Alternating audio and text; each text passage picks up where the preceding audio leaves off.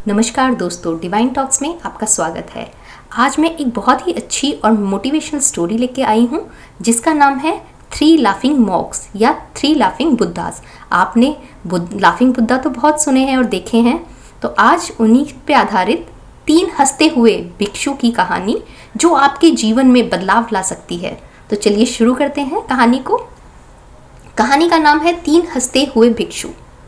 एक बार की बात है, प्राचीन समय में चीन में 3 भिक्षुक रहते थे। आज उनका नाम तो किसी को याद नहीं है क्योंकि उन्होंने कभी किसी के सामने अपने नाम का खुलासा ही नहीं किया। चीन में वे 3 हंसते हुए भिक्षु के नाम से जाने जाते थे। वे हमेशा एक साथ यात्रा करते थे। वे सिर्फ हंसने के अलावा कुछ भी नहीं करते थे। वे एक नगर में प्रवेश किया करते और नगर के बीचों बीच चौराहे पर जाकर हंसना शुरू कर दिया करते। धीरे धीरे ही सही, लेकिन जो लोग वहाँ रहते थे या काम करते थे, वे वहाँ या फिर वहाँ से गुजरते थे, वे खुद को भी हंसने से रोक नहीं पाते थे। धीरे लोगों की हंसी भीड़ में बदलती गई और देखते ही देखते पूरे गांव और नगर में फैल गई। उसी समय वे तीनों वृद्ध भिक्षुक अगले किसी दूसरे गांव में चले गए। उनकी हंसी की उनकी प्रार्थना और उनकी सीख थी, क्योंकि उनकी हंसी ही उनकी प्रार्थना और उनकी सीख थी, क्योंकि वे कभी भी किसी से बात नहीं करते थे। उन्होंने ऐसा माहौल बनाया कि पूरे चीन के लोग उन्हें चाहने लगे। सभी लोग उन्हें बहुत प्यार करते थे क्योंकि उन्हें कभी जीवन में पहले या बाद में कभी भी ऐसी आध्यात्मिक शिक्षक नहीं मिला था। उनका हंसते हुए संवाद, ये देखना कि जीवन में केवल हंसने को एक महान अवसर के रूप में लिया जाना चाहिए। ऐसे हंसते थे मानो उन्होंने कोई ब्रह्मांडीय मजाक खोल दिया है।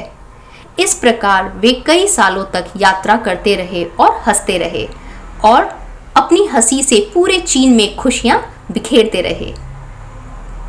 चीन के उत्तरी प्रांत के एक गांव में होने के दौरान उनमें से एक की मृत्यु हो गई। लोग सुनकर चौंक गए और दूर दूर से घर खेत को खाली छोड़कर केवल अन्य 2 भिक्षुक की इस घटना का प्रतिक्रिया देखने के लिए भागे हुए आए। सब देखना चाहते थे कि जो 2 बचे हुए भिक्षुक हैं उनकी क्या प्रतिक्रिया है इसके ऊपर। वे उनसे दुख दिखाने या रोने की अपेक्षा कर रहे थे और सारा गांव उस स्थान पर आ गया जहां 3 भिक्षुक थे, 2 जीवित और 1 मृत। लेकिन शेष 2 भिक्षुक और जोर से हंस रहे थे। वे हंस रहे थे और हंसी को रोक नहीं पा रहे थे। कुछ अच्छे लोग जो इस घड़ी में सहायता कर रहे थे, अविश्वास में उनके पास पहुँचे और उनसे पूछा कि वे अपने मृत मित्र के लिए शोक क्यों नहीं कर रहे हैं।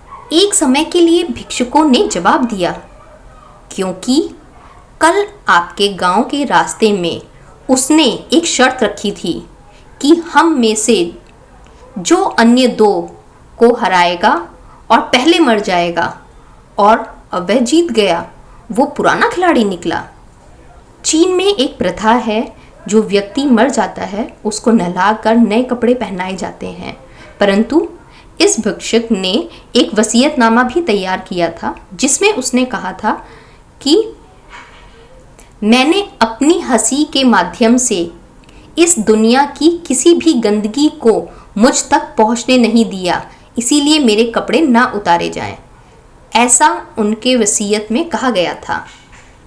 जब उस तीसरे भिक्षुक के शरीर को आग लगाई गई तो गांव वालों को पता चला कि उस भिक्षु ने मरने से पहले अपने कपड़ों में कुछ पुराने चीनी पटाखों को छुपा रखा था, जो आग लगने के बाद फट कर आसमान में रंग बिरंगे कलर में फैल गए।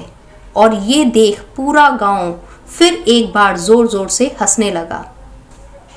तो इस तरह इन हंसते हुए भिक्षुक में से वो तीसरा मॉन्क मरने के बाद भी गांव वालों को हंसाकर गया और ये देखकर बाकी दो भिक्षुक ने कहा, चालाक आदमी, तुम मर चुके हो, लेकिन तुमने हमें एक बार फिर हरा दिया। तुम्हारे द्वारा गांव वालों के चेहरे पर पैदा की गई ये हंसी आखिरी हंसी थी।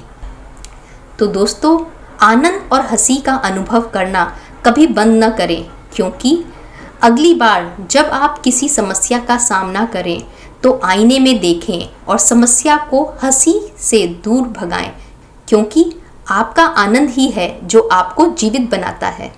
धन्यवाद।